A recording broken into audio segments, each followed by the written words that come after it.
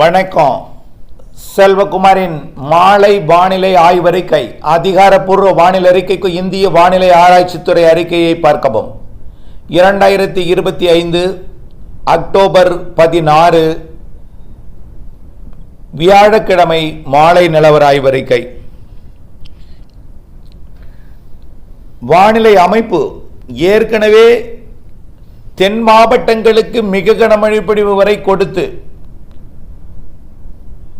Delta மாவட்டங்களுக்கும் இன்றைக்கு விட்டு மழைப்பொழிவை கொடுத்து அதற்கு பிறகு மேற்கு நோக்கி நகர்ந்த அந்த காற்று சுழற்சி தற்பொழுது கேரளாவின் கரையோரத்தை ஒட்டி தென் கிழக்கு அரபிக்கடலில் நீடிக்கிறது.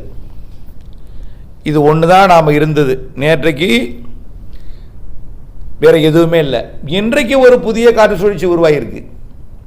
எங்கன்னு பார்த்தீங்கன்னா கேரளா கடற்கரையோரம் முதல் மகாராஷ்டிரா கடற்கரையோரம் வரைக்கும் வளிமண்டல சுழற்சி உருவாகியிருக்கு. ஆனால் இதெல்லாம் ஒன்றிணைந்து ஒரே தாழ்வு பகுதியாக 18ஆம் தேதி உருவாக போகுது. அது வேற விஷயம்.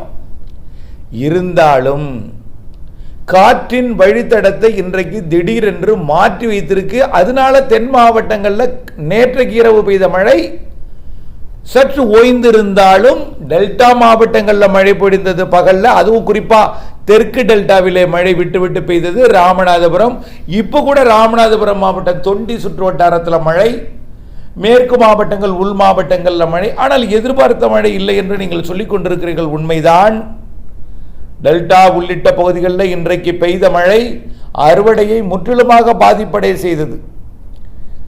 அறுவடை செய்த பாதிப்பு இருந்தால் கூட பரவாயில்லை. அறுவடை செய்த தானியங்களை விற்பனை கூட செய்ய முடியவில்லை, எடை போட முடியவில்லை, வாகனங்களில் இருந்து இறக்கி வைக்க முடியவில்லை, அது மூட்டை கட்ட முடியவில்லை, திறக்கவே முடியவில்லை. அந்த அளவிற்கு மழை இன்றைக்கு.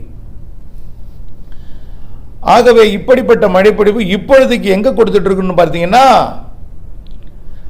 தெற்கு ஆந்திராவில் கொடுக்கிறது, சென்னையை ஒட்டிய பகுதிகள் கொடுக்கிறது, நெல்லூர் ஓங்கோல் வரைக்கும் இப்போ முன்னேறிடுச்சு. ஏன் அங்கே முன்னேறிடுச்சுன்னா கிழக்கு காற்று குமரிக்கடலுக்கு தமிழ்நாட்டு வழியாக தான் போயிட்டு இருந்துச்சு. அப்போ அரபிக்கடலில் இன்னொரு காற்று சுழற்சி இல்லை. இப்போ கேரளா கர்நாடகா கரையில் ஒரு காற்று சுழற்சி உருவாகியிருக்கு கரையோரத்தை ஒட்டி. அதனால தமிழ்நாட்டுக்கு வர வேண்டிய கிழக்கு திசை காற்றில்